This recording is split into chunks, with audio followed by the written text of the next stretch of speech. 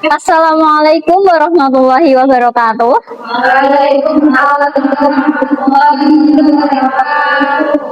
Selamat pagi semuanya. Apa kabarnya semua? Alhamdulillah. Sebelum kita mulai pembelajaran, mari kita berdoa terlebih dahulu. Bismillahirrahmanirrahim. Oke, siapa yang nggak hadir hari ini? Yo. Terus siapa lagi? Udah itu doang? Oke. Oke, kita akan melanjutkan pembelajaran sebelumnya yang belum selesai. Kita hari ini akan belajar tentang apa? Ya, ada yang masih ingat kemarin kita membahas apa aja? Terus apa lagi kemarin nih, masa? Ya, praktikum apa? Betul sekali. Reaksi telur ketika dikasih garam apa? Ada yang masih ingat nggak? Mengapung sama? Ya, mengambang atau melayang ya. Oke, hari ini kita akan melanjutkan yaitu tentang konsep kerapatan zat, menganalisis serta menyajikan hasil diskusinya. Oh ya, sebelumnya udah bergabung ke kelompoknya masing-masing. LKPD-nya dikeluarin dong. Nah, oke, nanti lanjutin ya LKPD-nya. Bisa didiskusikan lagi bersama kelompoknya yang belum selesai diselesaikan. Nah, sekarang kita masuk di konsep kerapatan zat. Apa sih kerapatan zat itu? Betul sekali. Nama lain dari kerapatan zat itu apa? Ya, betul. Densitas atau massa jenis. Ya. Terus rumusnya apa?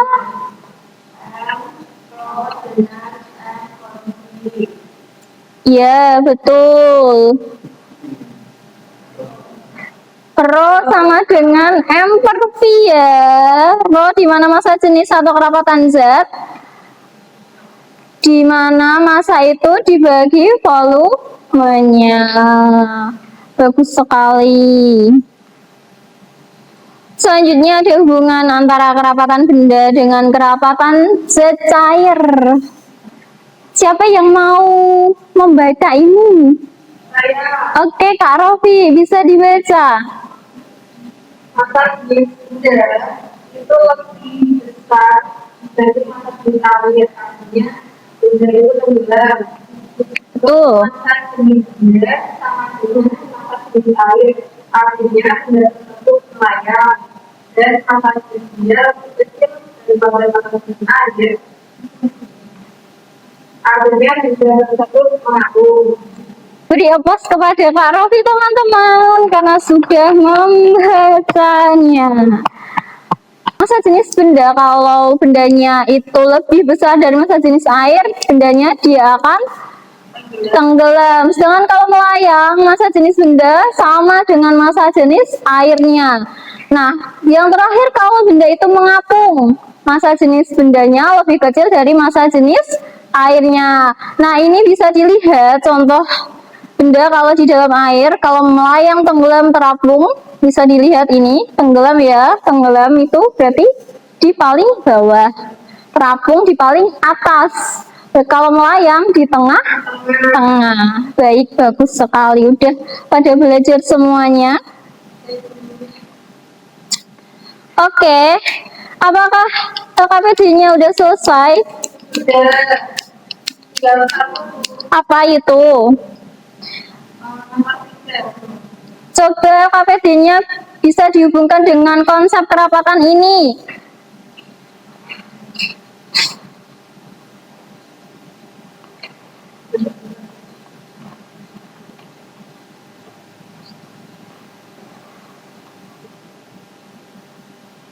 Ayo Mbak Amrina, apakah sudah selesai? Sudah, Bu.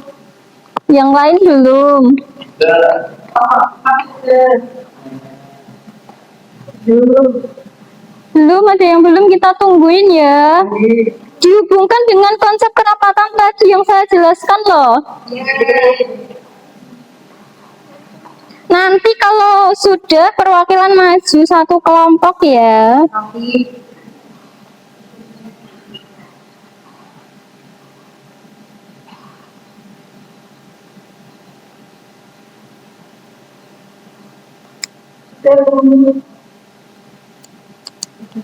Bentar, kelompok lain belum.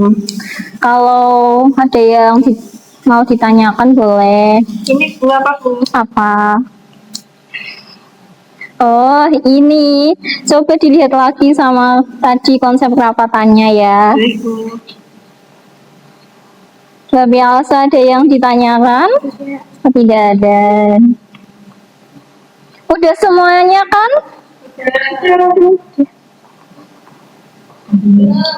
Belum.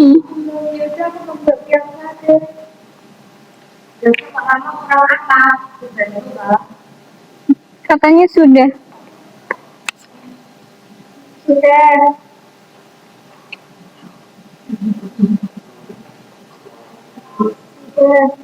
Sudah. Kalau sudah, siapa yang mau maju ke depan untuk mempresentasikan hasil diskusi kalian? Siapa? Kalau enggak, aku maju semua loh. Ya, yang maju sama. Siapa? Yang maju. Barismanya nggak ada di sini. Saya, Bu. Kak Rofi, mau maju lagi boleh?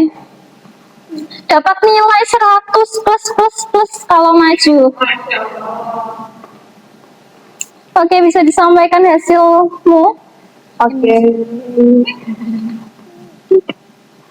Oke, dari hasil diskusi saya, yang kondisi pada air biasa, posisi telur itu di bawah dan mempunyai keterangan tenggelam. Yang kedua, Disimak, kondisi teman. air biasa, Sama nggak jawaban kalian? kondisi terus ditambahi sedikit garam. Posisi telurnya itu di tengah-tengah atau melayang. Dan yang ketiga, air ditambah garam banyak. Posisi telurnya itu di atas. Artinya telur tersebut mengapung. Jadi kesimpulannya apa, Kak? Nah, jadi kesimpulan pekerjaan kemarin dapat disimpulkan bahwa telur dapat menunjukkan perbedaan kerapatan zat melalui situasinya dalam air. Telur tenggelam menunjukkan kerapatan zat lebih besar dibanding air, sedangkan yang terapung maupun melayang kerapatan zat mendekati air atau lebih kecil dari kerapatan air. Dengan demikian, kerapatan suatu benda itu dipengaruhi oleh massa dan volume benda tersebut.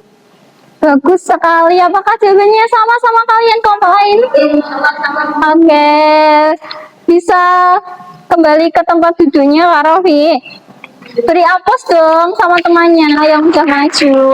Bagus sekali, dapat poin plus ya.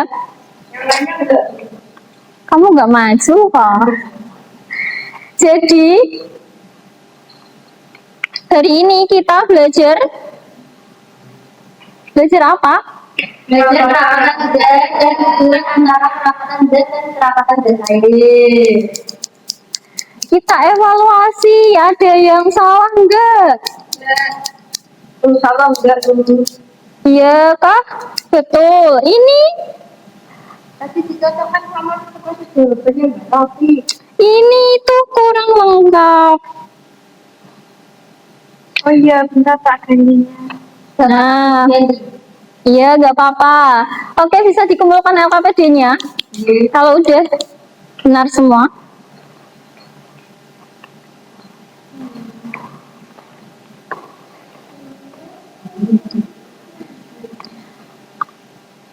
Jadi kita hari ini belajar tentang kerapatan zat ya, di mana berdasarkan praktikum telur, mengambang, mengapung, dan melayang. Siapa yang bisa menyimpulkan pembelajaran hari ini? Kak Pialsa, boleh? Kerapatan zat adalah perbandingan antara massa dan volume yang menunjukkan tingkat kepadatan satu benda. Kerapatan menentukan apakah benda memberatkan melayang atau tenggelam dalam air, dan perubahan gelaran pada air untuk meningkatkan kerapatan air sehingga terus dapat mengapung bersama itu. Tidak hanya massa, tapi juga volume mempengaruhi kerapatan dan berbagai fenomena dalam kehidupan sehari-hari. Bagus sekali, beri applause kepada teman kita. Dapat poin plus ya. Oh iya, plus. Oke, setelah itu kita mengerjakan post test. Post testnya sudah saya kirim di WA group. Bisa dikerjakan secara mandiri selama 1 menit. Ayo dikerjakan, dimaksimalkan, harus dapat bagus karena post test telah mempelajari materinya ya. Jangan mencontek ya guys.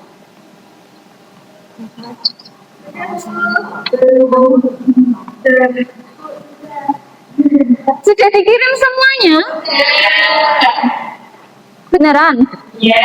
Saya tak cek dulu ya.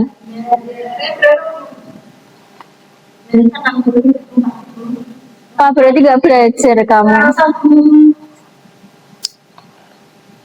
Oke, sudah semuanya. Sudah dikirim semuanya. Sebelum kita akhiri pembelajaran hari ini, mari kita menutup pembelajaran dengan bacaan hamdalah. Alhamdulillahirabbil alamin. Terima kasih semuanya telah bersemangat pada pembelajaran hari ini. Jangan lupa belajar terus sampai rumah, kerjakan PR-PR yang dikasih guru lain. Wassalamualaikum warahmatullahi wabarakatuh. Waalaikumsalam warahmatullahi wabarakatuh. Terima kasih. Yes.